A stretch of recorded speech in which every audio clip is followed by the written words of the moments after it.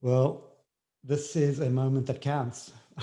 I am so blessed to be here with a woman, Dr. Yvette Miller, an extraordinary woman, I just want to say, who I love, love, love from the bottom of my heart. And we've developed such an extraordinary relationship.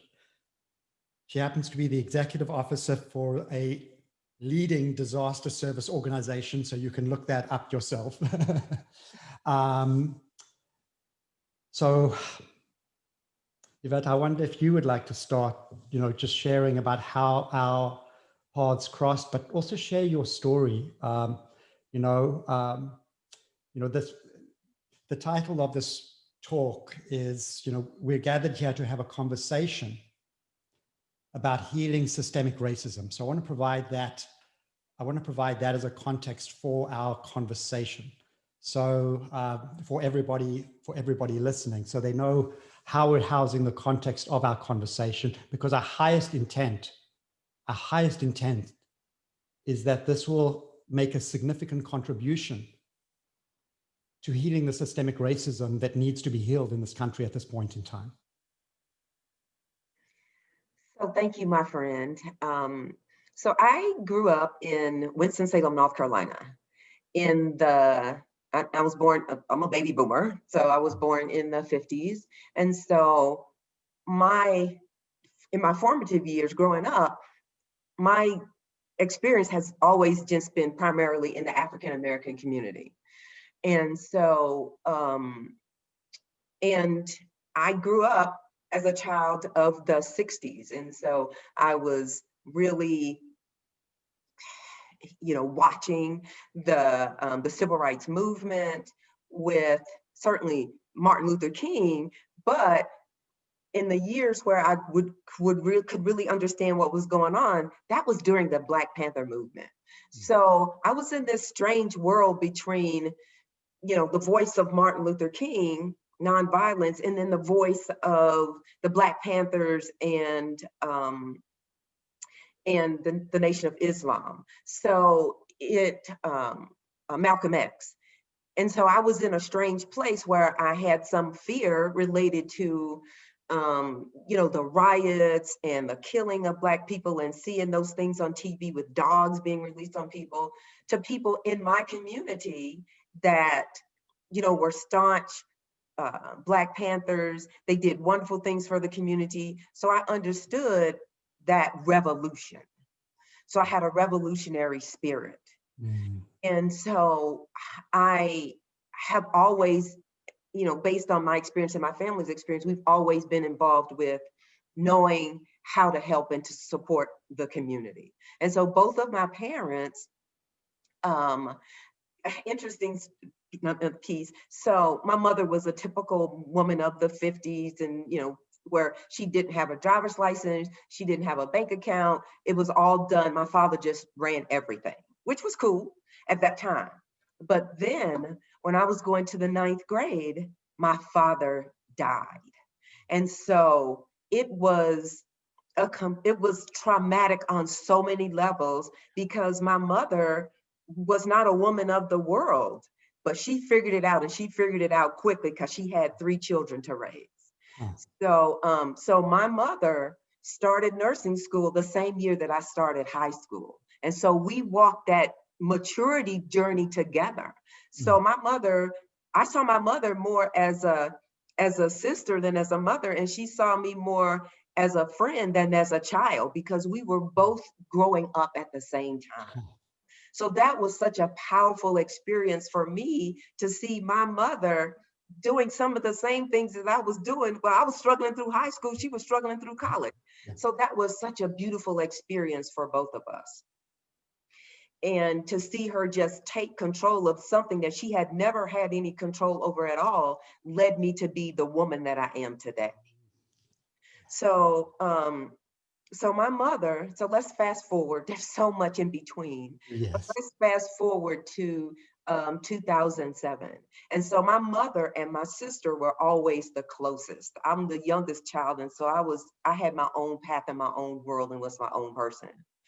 And so my mother was ill for a while, and I had been invited to do, my specialty is transfusion medicine. So I had been invited to do a talk at the South African National Blood Services Organization on transfusion medicine. And so that talk was scheduled for August of 2007-ish. And my sister and I had never had a huge international trip like this. We do things up together all the time, but then, so I invited her to go with me to South Africa.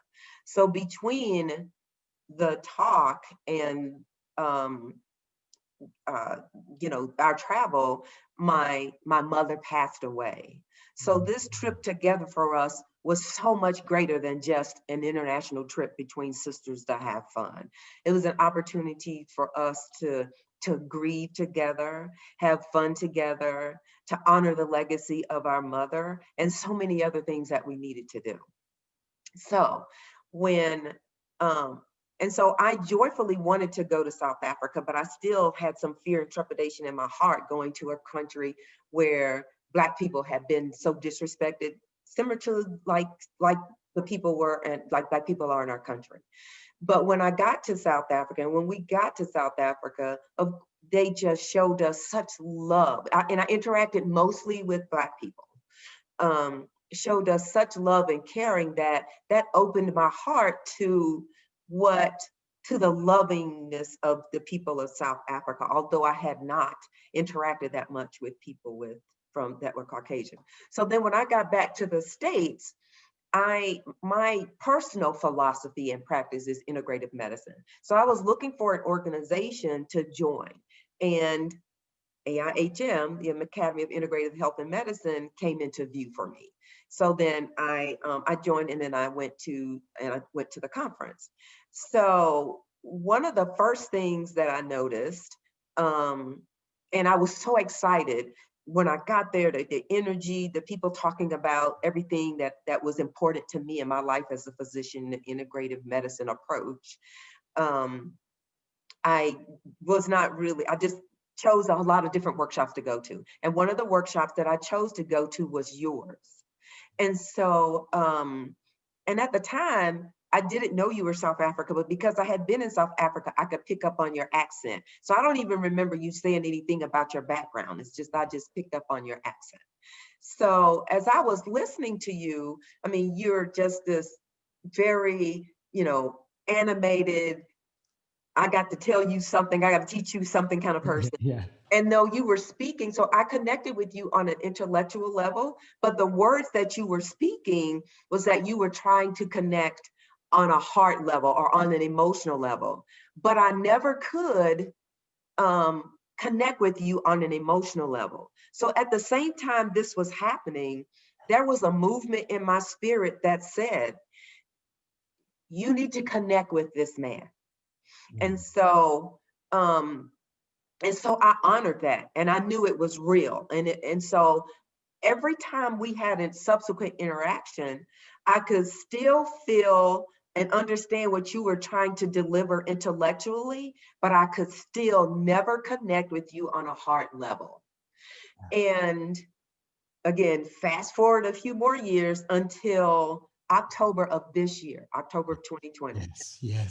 which has been such a beautiful year for me. COVID-19 has been a disaster in a number of different ways, but for me, COVID-19 has opened up a space for me to really speak my truth about structural racism from a Black woman's point of view, as well as from a physician's point of view. Yes. So when we had this interaction at AIHM, it was a session where you were talking about neuroscience and how neuroscience might have a role to get us out of where we are and move us forward in this conversation around, connecting with each other. And what my brain said was, you need to shut that down, right? Right. I need to shut it down. I need to shut this conversation down. And so then I said to you, This is not going to work. We are not going to neuroscience our way out of racism and out of where we are. Yeah. This is a time for us to connect on an emotional level. Yes. There's going to be crying. There's going to be pulling of hair. There's going to be gnashing of teeth. This is a time where we are going to have to shed tears to get us where we need to be. Yeah. And that's when I felt your heart. Out of all of those years that our paths have crossed, that was the very first time that I felt the heart in you. And I have to thank you. I just have to thank you for that moment, because that moment was a moment of awakening for me. It was really a moment of awakening. I come with my own history. Obviously, I'm a white South African. I grew up in the ultimate in white privilege. I grew up in the ultimate in white privilege. And I grew up in interesting circumstances. I grew up Jewish in South Africa, which means I went to a Jewish day school and I learned about the Holocaust. And, you know, so I've learned about oppression, but it was interesting in the Jewish day school that I went to, they didn't teach us we learned about the Holocaust, about being oppressed, but we didn't actually look at how we might have been as white people oppressing blacks. And it was always like this tension for me. I was always, that didn't, you know, I was very restless and activated. It just didn't feel right. And I went through my whole childhood, you know, it was the Group Areas Act. So it was just the polarization in the country was just immense. And, but then something forces your hand, and I was called up. There was a compulsory military conscription. And I had to go to the army. And the army at the time, we were in state of emergency, and the army was being used. At the time I was in, you know, I'm thinking, you know, trying to think, 1983. And we were in the state of emergency. And from my I was at the University of Cape Town at the time, and which is, relatively speaking, it's a left-leaning organ. So we had people coming in from the townships, leaders from the townships, coming in, telling us what was going on, because we were in a press blackout. But I could see the townships burning from where we were at. And I knew if I went to the military, I'd have to be in those townships, part of that oppression. So there was no ways I could do that. But but there was a choice, you know, do I kind of take a stand, which means going to prison, because we were already having our student body leadership hauled out with detention without trial. Do I take a stand and go to prison? Do I go to the army and suck it up? Or do I leave the country? And I chose to leave the country because, you know, as painful as it was, as wrong as it was, I didn't want to spend my years kind of wilting away in prison. I wanted to find a place where I could make a difference. That was the choice I made. But I left with guilt. I left the country with guilt. Like, did I do enough? Did I do enough? So I have, you know, I mean, if you're talking about, I'm carrying implicit bias, an immense amount of implicit bias. I can't even imagine, you know what growing up in South Africa has put inside of me. I'm terrified of that. I'm terrified of the implicit bias I know I have. And I'm ashamed of it. You know, there's a shame that's woven into that. You know, and I wanted to leave and make a difference. And then, so I left and I committed my life, you know, this path that I'm on, and it's landed up being in conscious leadership. Because that's been my way of making meaning and contribution to the world. And when George Floyd, you know, the George Floyd incident happened, I mean, I was just so activated. There were so many emotions coming up from me. And actually my whole experience of guilt came up, you know, and, you know, what am I going to do now? You know, it's like, how do I locate myself in this conversation? And what right do I have to be a part of this conversation as a white South African? What right do I have? And so you were such a gift in my life. And this moment is such a gift. It's like such an incredible part for the path of healing we put ourselves on. So it was actually perfect. That moment, that edgy moment when you shut me down, I remember what happened. Somebody had, a beautiful woman from Nigeria asked this question about how do we deal with microaggressions? So in my leading well from within, I've got this way of mapping the brain to Maslow's hierarchy of needs. Yeah. And I thought I gave an eloquent, response. I mean, it was a very intellectual response, and I spoke about when demands exceed resources, we go into a threat response, we go into reactivity. And, what I'd seen is that the demand, I shared that, Reverend Earl Sharpton, said, we need to get the knee off our neck. And I said, I say, it's white people's responsibility to lift the knee off the neck, to lift knee off the neck. But I say white people have to go further. I mean, I was kind of rallying the cry. White people need to go further and figure out how do we resource, how do we create psychological safety in community? How do we create communities of equality? And then how do we create, come together to actually fulfill Martin Luther King's, I have a dream of, a society. And I'm riffing in this, and I'm thinking I'm doing, a great job. And then I say, what white people need to do is frankly, is ask Black people to understand because by definition, implicit bias, we can't see what it is. Mm-hmm. So to be able to, white people need to ask Black people, how am I showing up and occurring to you? And is this conveying the degree of respect you would want to receive from me?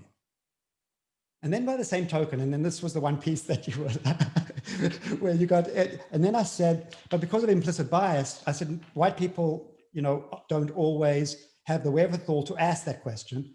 So perhaps if you feel safe enough, I said to this wonderful Nigerian woman, if you see implicit bias, maybe if you feel safe enough just to call it out, because otherwise there's no way of stopping it being passed on from, and you took issue with that. You said, hey, you're not going to actually neuroscience your way out of it. And it's not up to, Black people to hold white people's hands. It's about white people talking to white people. And I mean, when you said that, that whole thing, it just jarred me. It was just jarred me. And I went home and I had a sleepless night trying to figure out, like, wow, what happened? What did I miss? What did I miss? And I remember then you had emailed me to start a conversation. I missed your email. Mm-hmm. And at the same time, I reached out to you. I'm saying, I need to connect with you and understand, what did I miss? What did I miss? And I understood the next day because you gave a talk on microaggressions, the very question that was asked of me. And I had no idea that there were strains of different microaggressions, including the strain of microinvalidation. That's right. Yeah. And what I realized in that moment, I said, Jesus, I gave an intellectual answer. So even although I thought I was actually coming up with a great answer, it was a microinvalidation because I wasn't listening to the heart of the issue. And the heart of healing comes from engaging in a cycle of receiving and giving love with somebody. That's the heart of healing. And I realized I had missed it. I'd missed when that wonderful woman asked the question, I went straight into an intellectual explanation. Instead of saying, this must be hard for you. This must be like receiving her from a heart level. And actually, rather than coming across as an authority, asking her what would be helpful for her.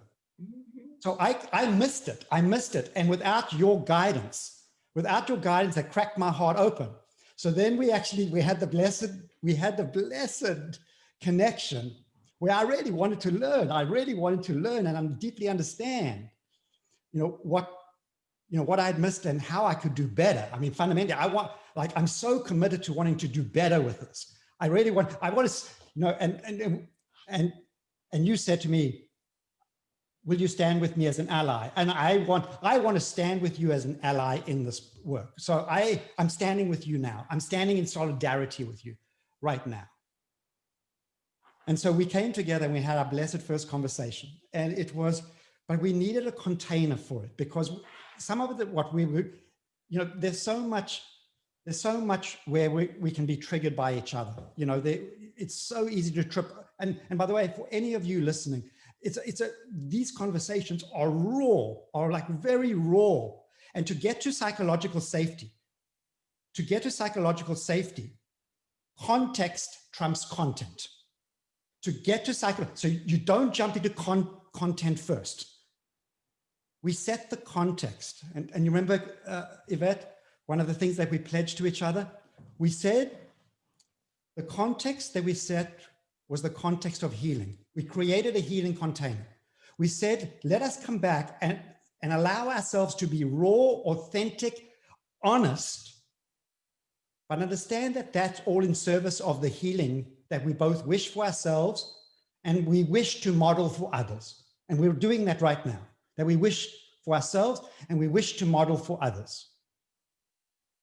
And then we've entered into, this is our 5th conversation. So now, what the blessing is about this conversation, we're inviting all of you watching into our conversation. And we hope that this is providing a model of possibility for what's needed with the healing of systemic racism in the country. This may be a conversation between a Black woman and a white South African. Between a Black woman, a powerful Black woman, and a white South African. And if we can heal, we can all heal, right? So it's our 5th conversation, and we've been on this journey. There's another beautiful part. I think our 3rd conversation was a beautiful conversation because you were the first person I called after Joe Biden, Kamala Harris, won. That moment on that Saturday morning, there was just joy in the streets. And I called you and I said, I just felt like you were the first person I wanted to call. I said, I just want to celebrate with you, Yvette. I want to celebrate with you, Yvette. And you said, you remember what you said? You said, oh, it's been a long 4 years. And then I said, oh, 400 years. It's been a long 400 years of slavery. And then I said, everybody needs to go out and hug a Black woman. Yes, Black women exactly put Biden and Harris on top. Yes, and I thank you. I said, Black people in this country, interesting, after being oppressed for all these years, in this election, Black people saved our democracy. Mm-hmm. And I said, I want to thank you for saving our democracy. And you specifically said, go out and find a Black woman to hug. And I said, Yvette, I want to hug you right now like you have no idea. So I want to just celebrate. I really want to celebrate and thank all Black people that turned out to the vote, and all Black people that actually were a part of, we were at such an inflection point, and to actually have the hope of the possibility for healing in this new administration. And I know this new administration is deeply, I believe Joe Biden and Kamala Harris are deeply committed to the process of healing. And perhaps we may play a role in that, over here with this conversation and maybe beyond this conversation in that healing process. Yeah. So I just feel so blessed, and I'm wondering, I've got some things where I want to thread towards, but I've got some questions. I want to know, I would invite you to add anything into this flow that comes up. Well, one of the other really important conversations we had is, what term to use when you're addressing a Black person. And I explained to you the full arc of how I have been seen in this country. So when I was a child, I looked at my birth certificate, and on my birth certificate, both of my parents were listed as C, or color.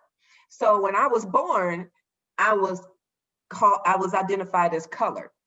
Yeah. But then, as I was growing up, the next term that Black people were identified as was Negro. And then, as a child of the 60s, then we started identifying ourselves as Black.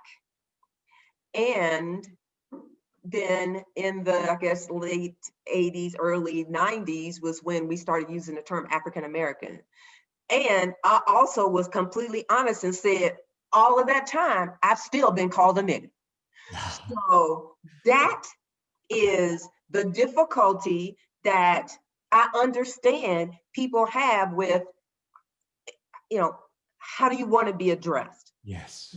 And so the only way you can know how a person would like to be seen and to be addressed is to ask them. You cannot make any assumptions, because I prefer Black, but I certainly, because it was a struggle for me to see myself as African American and use that term, but I've been all of those things, and I'm all of those people.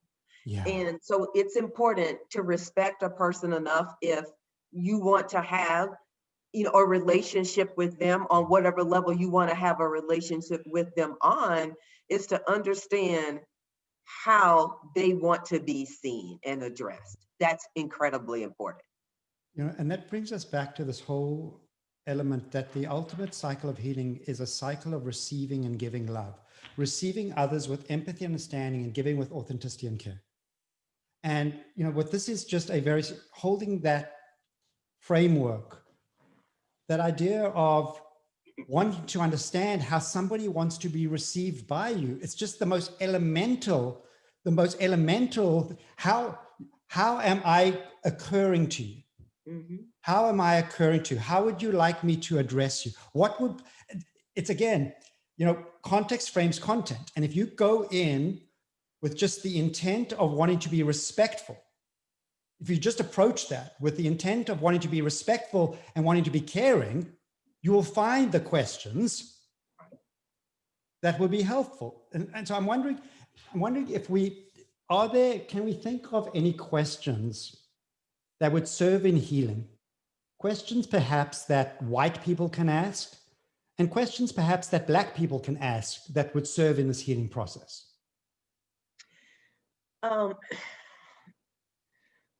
Well, for me, because I'm doing some personal work on resilience and on using a theatrical modality that helps people get into their bodies and out of their heads, because this is an emotionally body-filled conversation that we need to have. Yes. We can't, we are not going to fix any of this by just trying to intellectualize each other. Yes. That's just not going to work. Yeah. So for me, my questions are as I interact with white people is asking them to look at their point of privilege, and asking them, and asking you, before this kind of conversation started, how often did you interact with Black people on a real way, in a real way, and in a friendly, just getting to know them, a Black person. And for me, I don't have a choice, because most of the people I work with, and most of the people I have, since when my grade school, I went to an all Catholic grade school, and it was all African American. The only thing white in that school was the nuns. And so when I went to high school, that's the first time I went into an integrated environment. So I was like, 13, 14. And so from that point on in my life, white people have been ever present, because there was no place I could get away from them and not be, and not continue on in the life that I was creating for myself. So I didn't have a choice. But from my point of view, and this is, a larger conversation, there's probably a larger segment of the white population that if they don't need to or want to interact with Black people, that's their space for them. Yeah. I can't be in that space. Yeah. There's no place where I can say, I'm not going to interact with white people again, ever. Yeah. And if it's in my choice. But there are segments of our society that are, as you know, as is described, lily white, where if you don't need to interact with a person of color, you don't have to. Right. So, so that's the question. That's the context in which the questions I have for white people is, what kind of work have you done where you can understand a Black person and our experience and the Black experience? Yeah. Now I've got a friend, Dan Diamond, who speaks about proximity. He speaks about this importance of proximity, coming alongside people, coming along, because, you know, ultimately we protect our own clans. And so, you know, but ultimately it's about becoming alongside somebody and walking with them and just asking, like we're doing right now. Just we're coming alongside each other in this way to understand each other. So it's creating proximity. It's breaking that barrier. I mean, it's that one phone call that says I better shut that down and we're going to connect, you know, and it can be an invitation, or it can be like, this counts, we need to talk, you know. So, you know, there are various strains of it, but I really respect what you're saying. You know, it's one thing to actually try work this out, but a lot of this healing has to happen by coming alongside each other first, with a spirit of wanting to understand. That's right. The spirit of wanting to heal. Yeah. From your perspective, are there questions white people can be asking?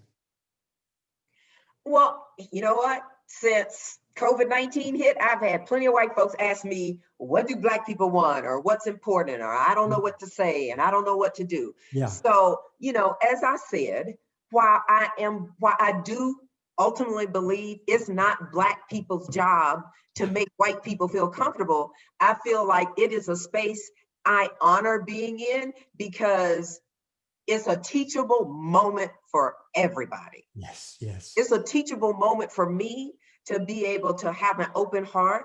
You know, I got baggage, I got anger, I got all kinds of things that I have the opportunity for two things to happen.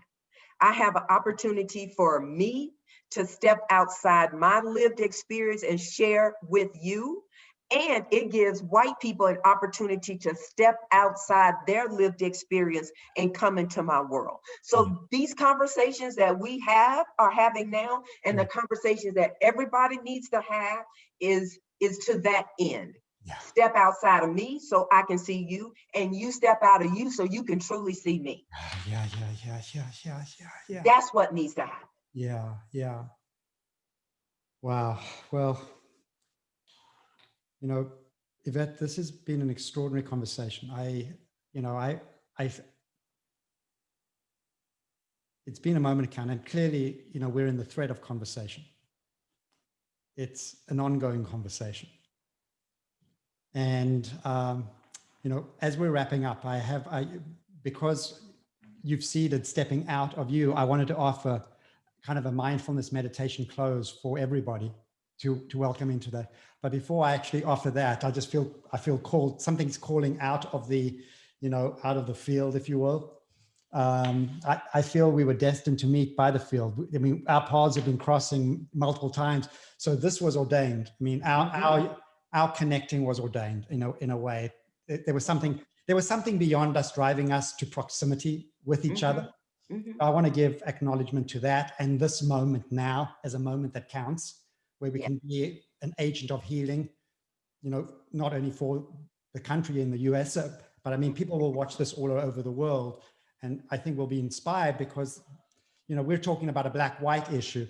There are so many forms of racism, homophobia. You know, there's so many forms of discrimination.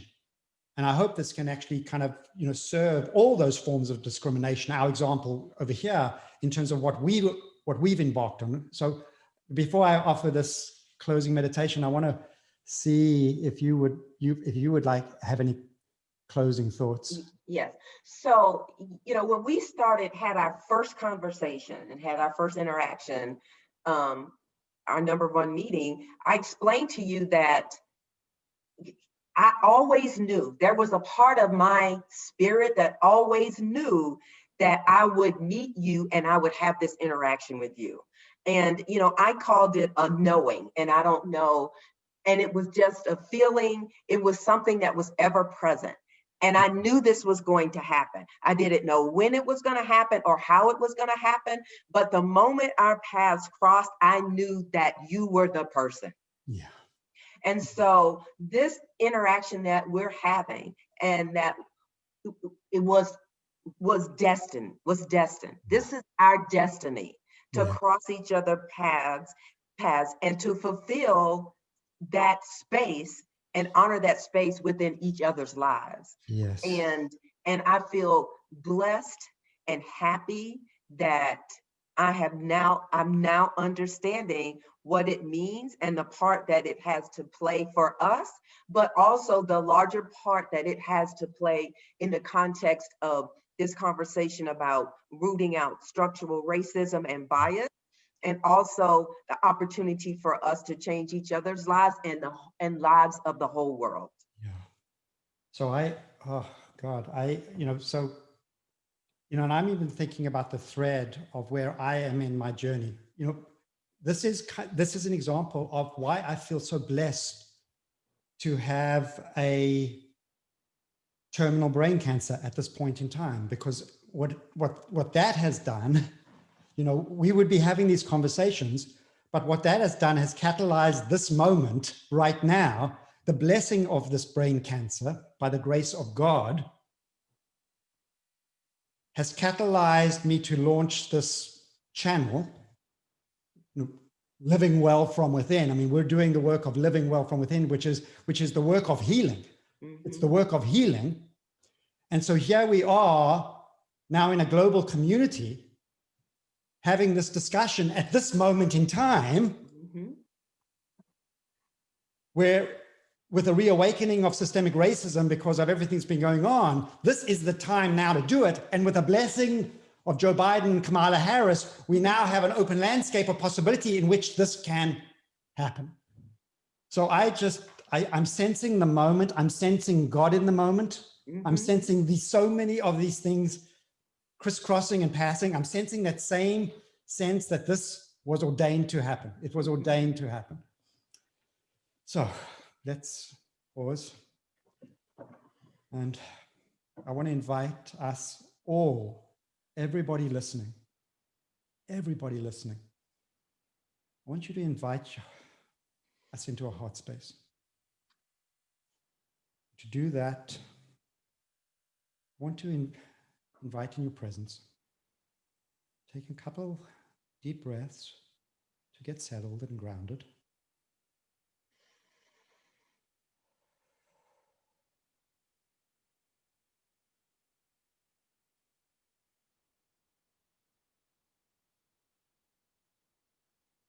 Just allow yourself to arrive in your heart, the area in your chest where you feel love. And think about somebody you unconditionally love, or somebody who unconditionally loves you, who naturally brings a natural smile to your face. Or you could bring that same general feeling by just bringing up an image of your pet, or just a place that brings you soothing comfort, any place in the world that brings you soothing comfort. You can put that in your heart as well. Whatever serves to activate that heart space. Just feeling that heart space expand. Whatever you're feeling, whether it be warmth, expansion. And now, inviting us to all breathe together, breathing the same air. We all breathe the same air all around the planet. This air that's graced by the gift of God, just allowing us to breathe that in through our heart space. And as we breathe out, feeling blessed for that air we have to breathe in, breathing that air throughout our body as a kiss of love. soothing our body inside. With each breath in, beginning to do the self-healing. Breathing out into any part of your body where you're feeling tightness, pain, or emotional suffering.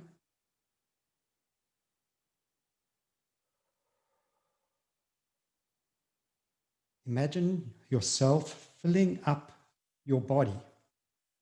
Every time you breathe in, filling up the vessel of your body.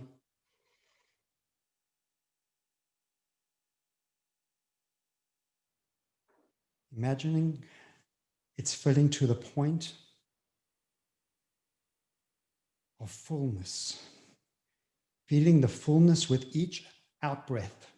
Breathing in from the spirit of the universe through an alchemy of the heart of love and out into your body, feeling the fullness of this.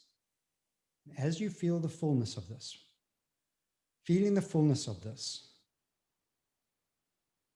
being mindful of how we're all here in community together. Being mindful that you're not breathing alone, that there are other people breathing with you. And then allowing yourself to radiate the abundance of love that you've now brought into your being, that's ever present in the field. The field is love. All you're doing is you're bringing it into your being, aligning with it. And now you're full. And now you have abundance. And allowing yourself to radiate that abundance to all other beings in the world. To all other beings in the world. And sensing where suffering exists. Where suffering exists with racial divisions. And if you're a white person, I'm going to encourage you to actually radiate that love towards a black person and sense how they may be suffering in the systemic racism. And if you're a black person, allowing yourself to radiate that love towards a white person.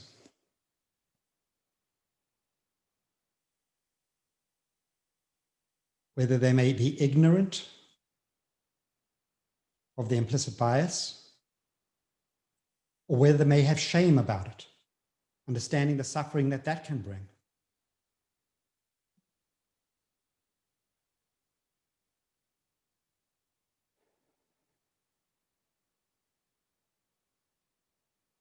And as we radiate this goodwill for each other, now allowing yourself to receive the goodwill of others, to receive the goodwill that's being radiated towards you, to receive that goodwill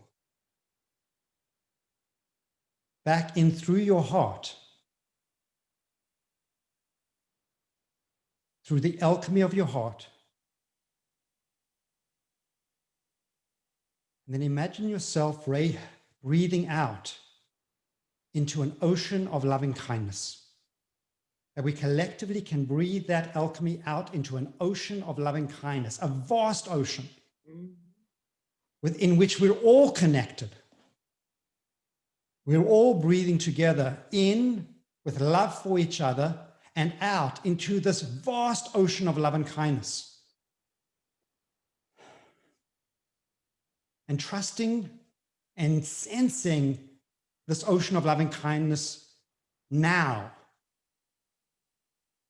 That it's always available to you. Whenever you're feeling suffering. Whenever we're feeling divisions. That we can breathe in from this ocean of loving kindness. Breathe in. And this ocean of our loving kindness is large enough to handle any suffering that exists. So if we meet somebody with suffering, we can breathe in for this ocean of loving kindness and radiate that goodwill towards them. We can breathe in their suffering and breathe out our loving kindness and goodwill for them to ease their suffering, and invite them into this breathing as well, where as they settle, they can breathe with us too, and breathe in through their heart and feel connected to this ocean of loving kindness in which we are collectively doing the work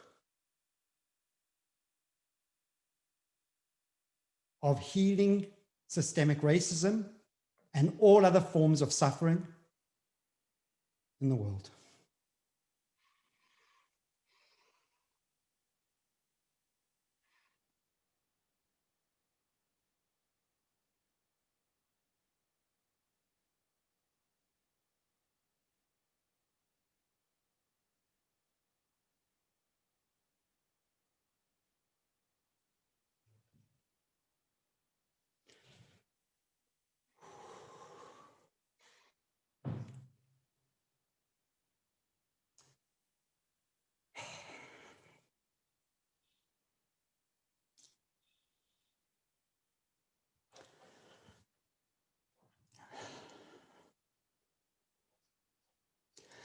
And these are tears of joy sharing this moment with you. I feel such abundant, infinite depth of love for you.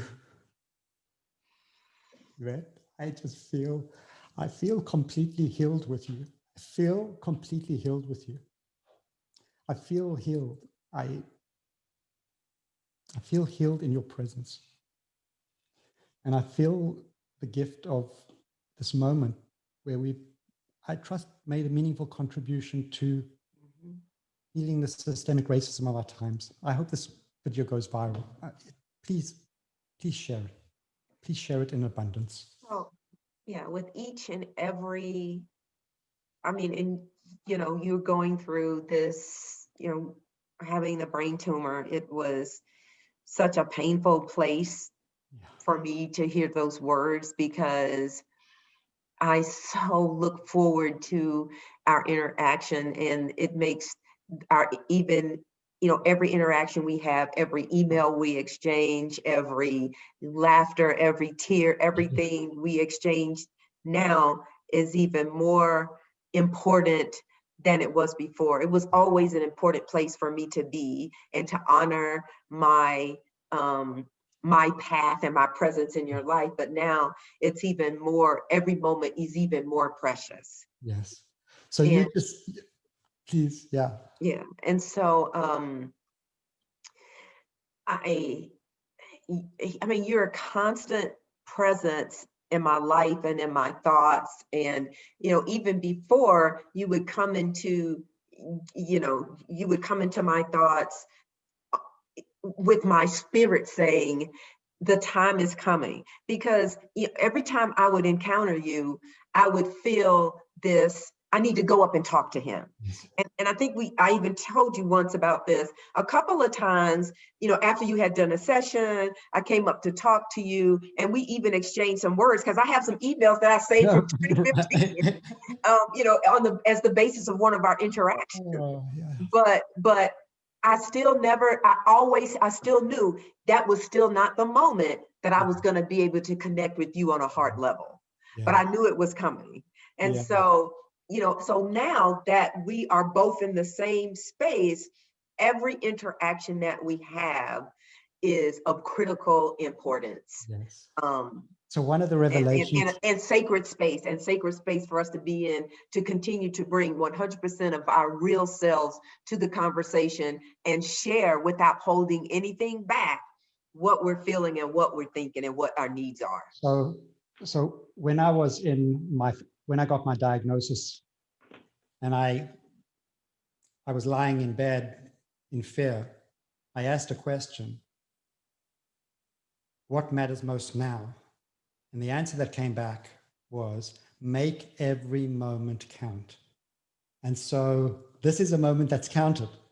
And, in one of your last emails, you sent me a gift You've sent me a jersey that I believe is coming in the mail any time now. And the jersey is stand in solidarity, right? Stand in solidarity. Against racism. So I want to stand in solidarity with you, my loving sister. I am standing in solidarity with you now.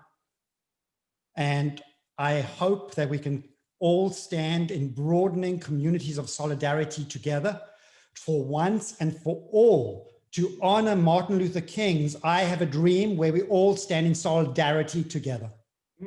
Yeah, based on the content of our character, we accept each other based on the content of our character and not on the color of our skin. That seems like an appropriate place to end. Thank you. Thank you. Thank you. Thank you. Thank you. Thank you. Thank you. Thank you so much. I love you. I love you too. I love you too.